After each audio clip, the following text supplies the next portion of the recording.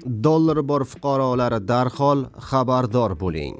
Bugundan boshlab O'zbekistonda dollar va rubl kursida keskin o'zgarish bo'ldi.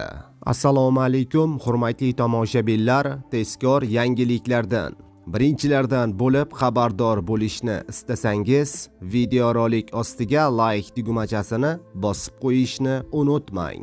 Like bosgan insonni Xudoyim doim qo'llasin. Markaziy bank xorijiy valyutalarning o'zbek so'miga nisbatan 14-yanvar kuni amalda bo'ladigan yangi qiymatini belgiladi. Unga ko'ra, rubl kursi 0.54 so'mga pastlab 153.28 so'mni tashkil etdi.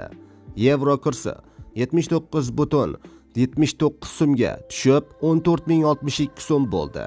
AQSh dollarining kursi 51.14 so'mga pastlab 12.048 so'm bo'ldi, deyiladi xabarda. Azizlar, videoroliklarimiz keng tarqalib, barchaga e'tiborishligi uchun like bosib qo'yishni unutmang.